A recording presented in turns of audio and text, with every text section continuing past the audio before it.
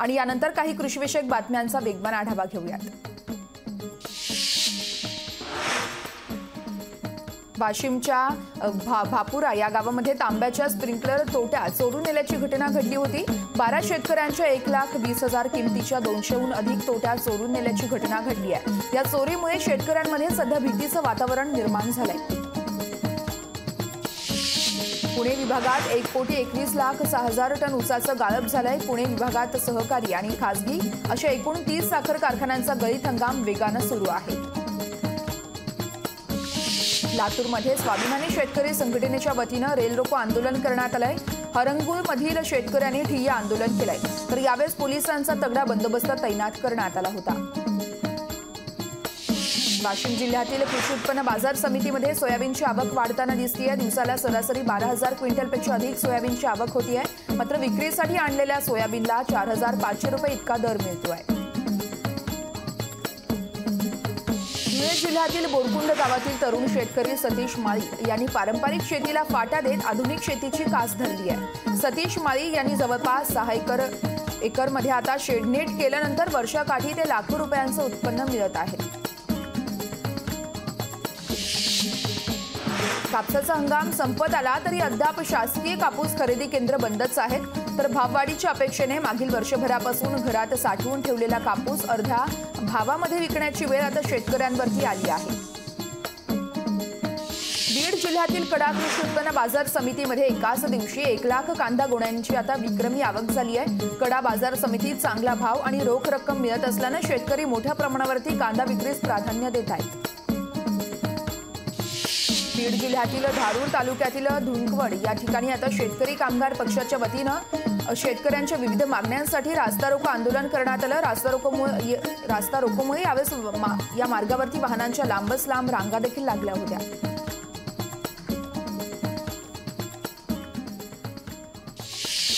यानंतर आता कृषीविषयक बातम्या सविस्तर पाहूयात। शेतकऱ्यांची क्रूर चेष्टा करण्याचं काम हे सरकार करतंय असं अंबादास दानवे यांनी म्हटलंय। असं म्हणत त्यांनी राज्य सरकारवरती जोरदार टीका केली आहे। तर कांदा निर्यातीवरती बंदी आहे, मोठ्या प्रमाणात मागणी असताना सरकारनं बंदी आणली आहे। कांद्याला भाव द्यायचा नाहीये आणि निर्यात करायची नाहीये, हे सरकारचं चुकीचं धोरण असल्याचं देखील दानवेंनी यावेळेस म्हटलं आहे।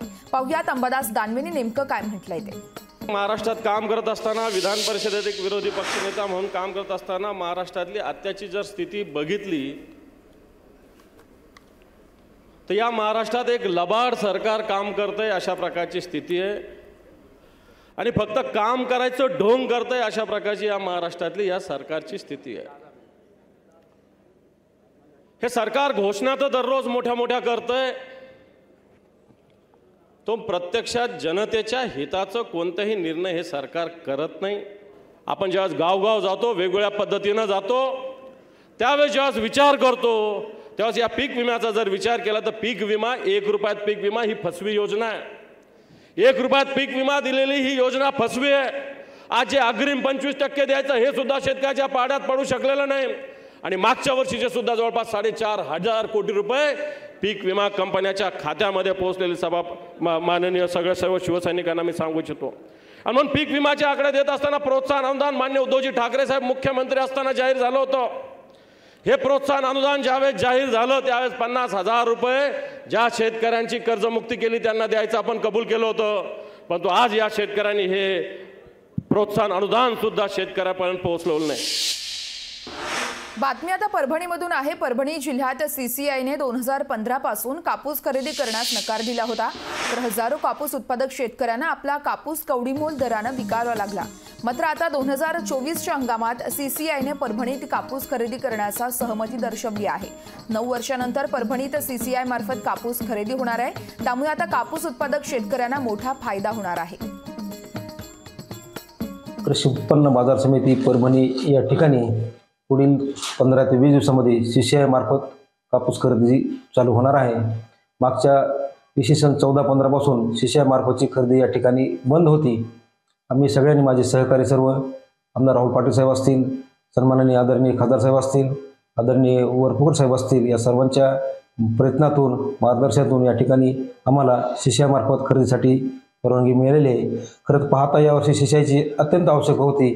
यावर्षी या तालुक्यामध्ये मार्केट कमिटीच्या कार्यक्षेत्रामध्ये कापूस उत्पादन अपेक्षेपेक्षा चांगलं झालेलं आहे। शिष्य असल्यामुळं शेतकऱ्यांची होणारी गैरसोय किंवा मिळणारा कमी भाव शिष्यामुळे निश्चित मिळणार नाही। शेतकऱ्यांची अडचण निश्चितपणे दूर होईल। पर्यावरणाच्या संरक्षणासाठी महाराष्ट्रात टास्क फोर्सची निर्मिती करण्यात आली आहे। कृषी मूल्य आयोगाचे अध्यक्ष पाशा पटेल यांच्याकडून ही माहिती देण्यात आली आहे। तर अशा प्रकारचे टास्क फोर्स स्थापन करणारं महाराष्ट्र हे देशातील पहिलंच राज्य ठरलंय। राज्यात स्थापन करण्यात आलेले टास्क फोर्स बांबू लागवडीसाठी शेतकऱ्यांना प्रोत्साहन देण्यासाठी काम करणार असल्याचं देखील त्यांनी सांगितलं आहे। सहाध्यक्ष 2 उपमुख्यमंत्री आहेत आणि ग्रामीण विकास, महसूल, त्याच्यानंतर जलसंधारण, आदिवासी असे 6 खात्याचे मंत्री महोदय याचे सदस्य आहेत आणि ह्याच्यात मी सुद्धा सदस्य आहे। अशी 11 माणसांची समिती आहे आणि ही समिती राज्यातल्या 7-8 मंत्रालयाशी संबंधित हा विषय आहे, वृक्ष लागवड, आणि वनमंत्रीसुद्धा याच्यामध्ये। तर हे 7-8 मंत्री खात्यांना एकत्र करून एक वाक्यता करून ही मोहीम राज्यामध्ये प्रभावीपणे पुढे न्यायची। बारामतीतील शारदा नगरच्या कृषी विज्ञान केंद्राच्या कृषी प्रदर्शनामध्ये आर्टिफिशियल इंटेलिजन्स ही संकल्पना नव्यानच आणि देशात पहिल्यांदाच साकारण्यात आली आहे। यामध्ये पोमॅटो ही नवीन संकल्पना तर राबवण्यात आली आहे, तर कृषी विज्ञान केंद्रात राबून यशस्वी असं पीक देखील घेण्यात आलंय। टोमॅटोच्या झाडाला कलम करून बटाट्याचे पीक घेण्यात आलंय। या माध्यमातून शेतकऱ्यांना दुहेरी फायदा होणार असून शेतकऱ्याच्या उत्पन्नात देखील आता मोठी वाढ होणार आहे। या संदर्भात आर्टिफिशियल इंटेलिजन्सचे प्रमुख तुषार जाधव यांच्यासोबत संवाद साधला आमचे प्रतिनिधी विकास कोकरे यांनी, तो आपण पाहूयात। बारामतीत सुरू असणाऱ्या कृषी प्रदर्शनाचा आज दुसरा दिवस आणि या प्रदर्शनाला शेतकऱ्यांनी भरघोस असा प्रतिसाद दिलेला आहे। या प्रदर्शनामध्ये शेतकऱ्यांसाठी नाविन्यपूर्ण शेती कशी करायची, आधुनिक तंत्रज्ञान वापरून शेती कशी करायची हे या ठिकाणी प्रात्यक्षिक दाखवलेलं आहे। आपण पाहू शकता यामध्ये एक नवीन पद्धतीने जे शेती केलेली आहे, यामध्ये जमिनीखाली बटाटा आणि त्याच्यावरतीच टोमॅटो असं पीक या ठिकाणी एआयच्या माध्यमातून घेण्यात आलेलं आहे। याच बटाट्याच्या झाडाला वरती कलम करून हे पीक दुहेरी पीक घेतलेलं आहे आणि यासाठी शेतकऱ्यांना याचा फार मोठा फायदा होणार आहे। आपल्यासोबत एआय विभागाचे प्रमुख जाधव सर आहेत, आपण त्यांच्याशी संवाद साधू। सर, काय सांगाल, तुम्ही हे जे पीक घेतलंय शेतकऱ्यांना ह्याचा कसा फायदा होणार आहे आणि शेतकरी सर्वसामान्य शेतकऱ्याला हे परवडणारं तंत्रज्ञान आहे? नक्कीच हे एक वेगळं तंत्रज्ञान आपण दाखवण्याचा प्रयत्न केलेला आहे। याला आपण टोमॅटो असं संदर्भित करतो। या ठिकाणी आपण पाहू शकता की खाली बटाटे आहेत, वरती टोमॅटो आहेत। सगळ्यात महत्त्वाचं आहे की आपण या प्रदर्शनामध्ये असे वेगवेगळे प्रयोग करून दाखवलेले आहेत की जे प्रयोग शेतकरी बांधवांना उत्पन्नामध्ये वाढ करून देतील। त्यातलाच हा प्रयोग आहे। खाली बटाट्याचं उत्पन्न येईल आणि वरती टोमॅटोचं उत्पन्न येईल। उत्पन्नही चांगल्या प्रकारे येणार आहे, रोगराईला कमी बळी पडणार आहे। कुठल्याही कशा पद्धतीचं वातावरणाचा बदल झाला तरी हे तंत्रज्ञान कलम तंत्रज्ञान असल्यामुळं जेणेकरून त्याची रूट सिस्टीम चांगली असणार आहे। असंच परिणाम म्हणजे याला जे टोमॅटो आपण म्हणतो तसं ब्रिमॅटोही केलंय आपण। ब्रिमॅटोचं उदाहरण सांगायचं झालं तर एकाच झाडावरती वांग पण लागेल आणि एकाच झाडावरती टोमॅटो पण लागेल, याचंही प्रात्यक्षिक आपण केलेलं आहे। हेही तुम्ही सगळ्या शेतकरी बांधवांना सांगू शकता की पाहून जावा। तसंच वांग्यामध्ये केलेलं आहे। अशा अनेक प्रकारच्या जातीमध्ये जेवढी भाजीपाला पिकं आहेत त्या भाजीपाला पिकामध्ये जंगली वाण खाली वापरून त्याच्यावरती संकरित वाण वापरलेले आहेत आणि त्याचं प्रात्यक्षिक आपण लागवड केलेली आहे। शेतकरी जो जुन्या पद्धतीने शेती करतो ती जुन्या पद्धतीची शेती बंद करून नवीन आधुनिक तंत्रज्ञान वापरलेली ही शेती पाहावी आणि ती शेती आत्मसात करावी, जेणेकरून तो शेतकरी हा स्वतःचा आर्थिक लाभ करू शकतो। विकास कोकरे, लोकशाही मराठी, बारामती। बातमी आता बारामतीमधून आहे। बारामतीत ॲग्रिकल्चर डेव्हलपमेंट ट्रस्ट आणि कृषी विज्ञान केंद्र बारामती यांच्यातर्फे कृषी प्रात्यक्षिक प्रदर्शन भरवण्यात आलं। हे प्रदर्शन पाहण्यासाठी राज्यातूनच नव्हे तर परराज्यातून देखील शेतकरी आले होते। हे प्रदर्शन 22 नोव्हेंबरपर्यंत सुरू असेल। तर या प्रदर्शनामध्ये शेतकऱ्यांना आधुनिक तंत्रज्ञानाच्या माध्यमातून शेती कशी करावी याचं प्रात्यक्षिक दाखवण्यात आलं आहे। याचाच आढावा घेतलाय आमचे प्रतिनिधी विकास कोकरे यांनी, आपण पाहूयात। बारामतीत कृषी विज्ञान केंद्राच्या माध्यमातून राबवल्या जाणाऱ्या कृषी प्रदर्शनाचा काल उद्घाटन पार पडलं आणि या कृषी प्रदर्शनाचा आज दुसरा दिवस आहे। आपण पाहू शकता मी आहे या कृषी प्रदर्शनामध्ये। या ठिकाणी राज्यातून नव्हे तर परराज्यातून देखील शेतकरी या ठिकाणी येत आहेत आणि या ठिकाणी जी आधुनिक तंत्रज्ञानाने जी शेती केलेली आहे ती शेतीची पाहणी करत आहेत। या ठिकाणी कृषी विज्ञान केंद्राच्या माध्यमातून जे स्वयंसेवक आहेत ते स्वयंसेवक त्यांना या ठिकाणी शेतीची माहिती देत आहेत। या प्रदर्शनाचं हे 8वं वर्ष आहे आणि या प्रदर्शनामध्ये राज्यातून नव्हे तर परराज्यातून शेतकरी येत असतात। अनेक ठिकाणी प्रदर्शन आपल्याला पाहायला मिळतात, मात्र या प्रदर्शनाची नाविन्यपूर्णता म्हणजे एआयच्या माध्यमातून केलेली शेती आणि ही शेती आधुनिक तंत्रज्ञान वापरून केलेली शेती आहे। शेतकरी हा आपली जुन्या पद्धतीने शेती करत असतो, मात्र त्याच्यातून मिळणारा नफा हा शेतकऱ्यांना तुटपुंज असतो। मात्र आता ह्या कृषी प्रदर्शना माध्यमातून या ठिकाणी शेतकऱ्यांना आधुनिक तंत्रज्ञान वापरून शेती कशी करावी आणि त्यातून आपला आर्थिक लाभ कसा साधावा असं त्यांच्याकडून कृषी विज्ञान केंद्राकडून त्यांना मार्गदर्शन केलं जातं। या ठिकाणी विविध प्रकारची पिके या ठिकाणी घेतली जातात, मात्र या पिकांमधून भरघोस असं उत्पन्न मिळतं आणि हेच पाहण्यासाठी राज्यभरातून नागरिक या ठिकाणी येत असतात। आपण पाहू शकताय या ठिकाणी नागरिकांनी प्रचंड अशी गर्दी केलेली आहे आणि नागरिक या ठिकाणी जे पिकाचे या ठिकाणी प्रात्यक्षिक आहेत या प्रात्यक्षिकाची पाहणी करत आहेत। या ठिकाणी जे स्वयंसेवक आहेत ते स्वयंसेवक त्यांना शेतकऱ्यांना आलेल्या शेतकऱ्यांना या ठिकाणी माहिती देत आहेत। विविध कंपन्यांचे स्टॉल देखील या ठिकाणी लागलेले आहेत आणि शेतकरी देखील या स्टॉलला भरघोस असा प्रतिसाद देत आहेत। यामुळे आता दरवर्षी होणारे कृषी प्रदर्शन या कृषी प्रदर्शनामध्ये मोठ्या प्रमाणात नागरिक या ठिकाणी शेतकरी हे उपस्थिती लावत असतात। यामध्ये विविध कृषीचे स्टॉल असतात। या ठिकाणचं जे आधुनिक तंत्रज्ञान आहे त्याचा वापर कसा केला जातो त्याचं प्रात्यक्षिक कसं आहे हे पाहून या ठिकाणी शेतकऱ्यांनी या ठिकाणी भेट द्यावी आणि कृषी विज्ञान केंद्राच्या माध्यमातून जे तंत्रज्ञान शेतकऱ्यांपर्यंत पोहोचवण्याचा प्रयत्न केला जात आहे या प्रयत्नाला शेतकऱ्यांनी योग्य असा प्रतिसाद द्यावा। विकास कुकरे, लोकशाही मराठी, बारामती। वळूयात पुढच्या बातमीकडे। गडचिरोलीमध्ये जिल्हा कृषी महोत्सवाची तयारी करण्यात आली आहे। शेतकऱ्यांनी प्रतिकूल परिस्थितीमध्ये पिकवलेला शेतमाल हा मध्यस्थांमार्फत कसा विकावा लागतो, यामुळे आता शेतकऱ्यांना कमी भाव तर ग्राहकांना जास्त भावानं तो माल खरेदी करावा लागतोय। त्यामुळे हे टाळण्यासाठी कृषी महोत्सवाचं आयोजन करण्यात आलंय। तर शेतकरी आणि त्यांच्या गटांना आपल्या मालाची थेट ग्राहकांना विक्री आणि मार्केटिंग करता यावं यासाठीच हा प्रयत्न करण्यात आलाय। तर येत्या 27 जानेवारीपर्यंत आता कृषी महोत्सव असणार असल्याची माहिती देखील देण्यात आली आहे। ते नुकसान होऊ नये आणि लोकांनाही वाजवी दरात आपली विक्री करता यावी आणि खरेदी करता यावे या मध्यम मार्ग म्हणून आपण हा शेतकरी ते ग्राहक थेट ग्राहक विक्री अशी संकल्पना आहे। याच्यामध्ये मध्यस्थ किंवा दलालाचा समावेश राहणार नाही। ट्रॅक्टर्स आहे, त्याचे अवजार आहे, मशिनरीज आहे, याचे सर्व जवळजवळ 200 स्टॉल या ठिकाणी राहणार आहे आणि अशा 200 स्टॉलमधून मोठ्या प्रमाणात उलाढाल होणार आहे। गेल्या वर्षी जवळपास 10.5 लाखाची उलाढाल झालेली आहे आणि यावर्षी आम्ही 1.5 पट म्हणजे जवळजवळ 15 लाखाची उलाढाल आमची अपेक्षित आहे। निसर्गाचा लहरीपणा शेतीसाठी मार्ग ठरतोय। पूरपरिस्थिती, अवकाळी पाऊस आणि सिंचनाच्या अपुऱ्या सुविधांमुळे शेतीत मोठा तोटा हा बळीराजाला सहन करावा लागतोय। ही स्थिती बघता शेती नकोच असा एक सूर देखील ऐकायला मिळतोय। त्यामुळेच की काय शेतीपेक्षा नोकरी व्यवसायाकडे शेतकरी कुटुंबाचा कल अधिक असल्याचं दिसून येत आहे। अवघ्या 1 एकरातून भाजीपाला पिकातून महिला शेतकरी संगीता लक्ष्मीकांत उमाटे यांनी यश मिळवलंय। त्यांनी भाजीपाल्याचं सेंद्रिय पद्धतीने उत्पन्न घेतलंय। अवघ्या 1 एकर शेतीतून भाजीपाल्याचं पीक घेत उमाटे दाम्पत्य यांच्याकडून आर्थिक स्थिरता मिळवली आहे। खूप प्रतिसाद आहे, म्हणजे इथूनच कुठं आपलं पुणे, नागपूर, बाहेर गावला पण इथून भाजीपाला नेतात। हा भाजीपाला 15 दिवस तुम्ही ठेवल्यानंतर सुद्धा खराब होऊ शकत नाही। खत ऑर्गॅनिक औषधी आणि खत पण मिळतात ऑर्गॅनिक न शेणखत याच्यापासूनच आम्ही हे शेती करतो। 1 एकरमध्ये भाजीपाला, चवळी भाजी, लाल चवळी भाजी, हिरवी मेथी, सांबार, टमाटर, वांगे, चवळी शेंगा, गवार, पालक एवढा भाजीपाला आम्ही इथं ठक्कर कॉलनी इथे भाजीपाल्याचा व्यवसाय करतो। अनेक साहित्य संमेलन गाजवणारे आर्णी येथील वराडी कवी शेतकरी विजय ढाले यांनी आपल्या मार्मिक कवितेतून माझा देश कसा व्हावा अशी सुंदर संकल्पना शब्द रचनेतून प्राणप्रतिष्ठापना सोहळ्यावरती आधारित आता मांडली आहे। अयोध्येत राम मंदिर प्राणप्रतिष्ठापना सोहळा होत असताना देशभरात आता उत्साहाचं वातावरण त्यावेळेस बघायला मिळत होतं। तर ढोले कवी आणि आता व्यवसायानं शेतकरी असून आपल्या शेतात राबताना त्यांनी ही संकल्पना सुंदर शब्दात रचनेतून साकारली आहे।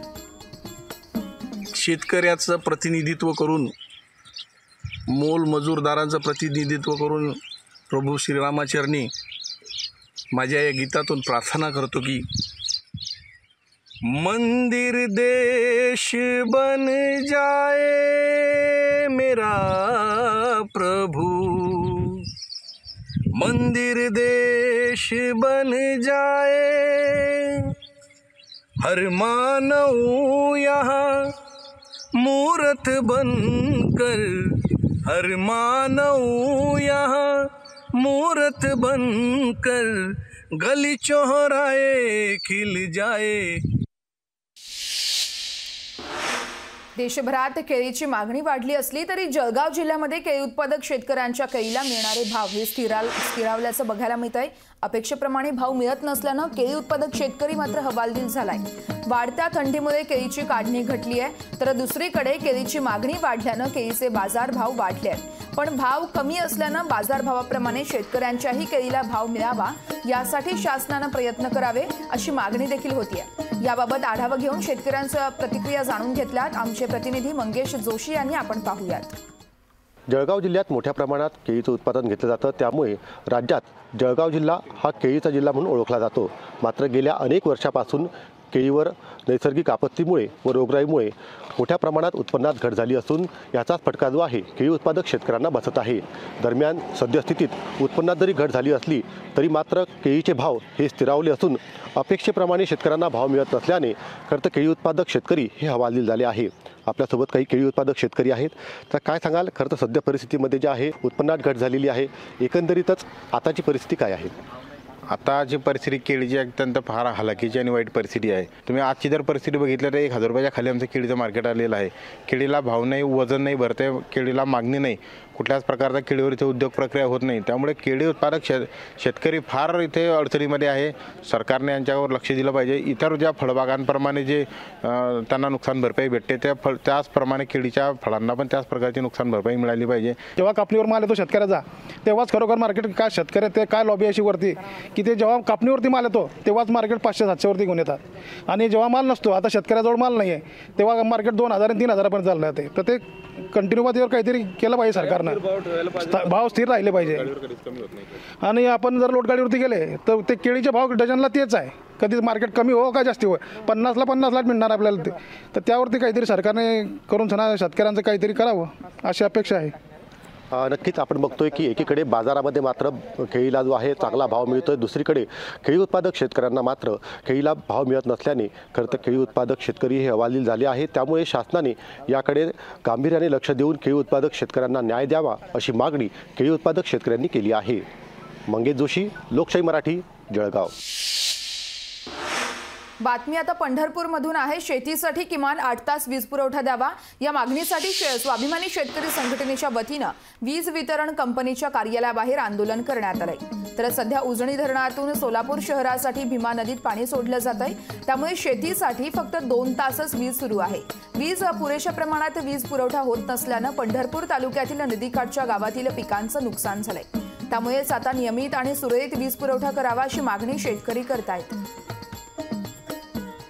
एका बाजूला सोलापूरला जे औंस बंधाऱ्यात पाणी पिण्यासाठी अडवलं जातं तिथं कर्नाटकच्या शेतकऱ्यांना 24 तास वीज पुरवठा मिळतो आणि ते शेतकरी आपलं पाणी 24 तास उपसा करून वापरत असतात आणि आपल्याच तालुक्यातल्या पंढरपूर बंधाऱ्यातील शेतकऱ्यांना मात्र वीज पुरवठा बंद करून प्रशासन वेठीस धरत आहे।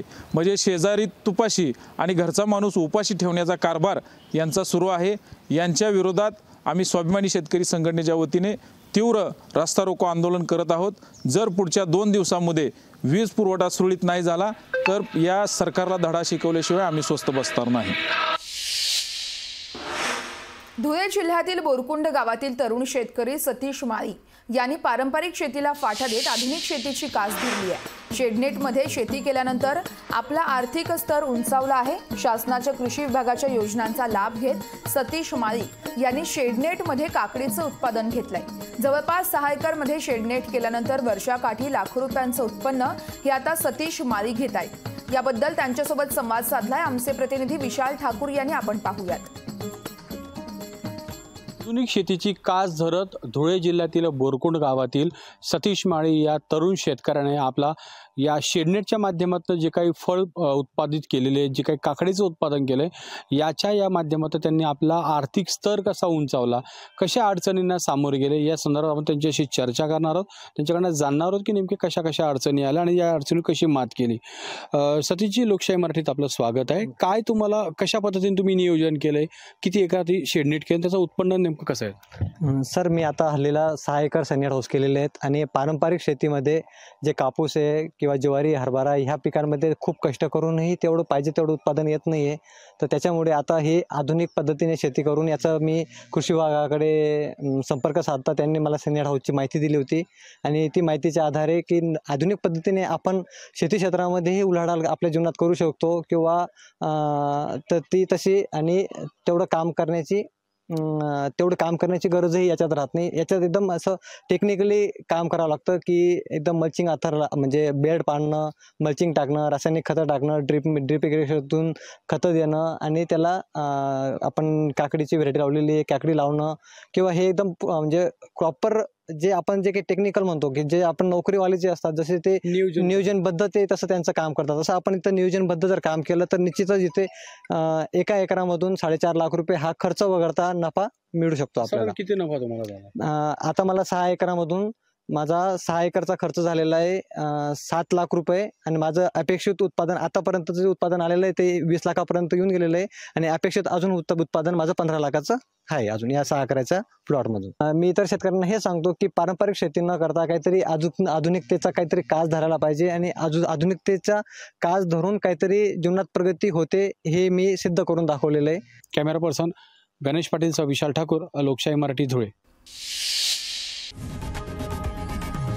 लोकशाही मराठी ऐका, पहा, जागरूक रहा.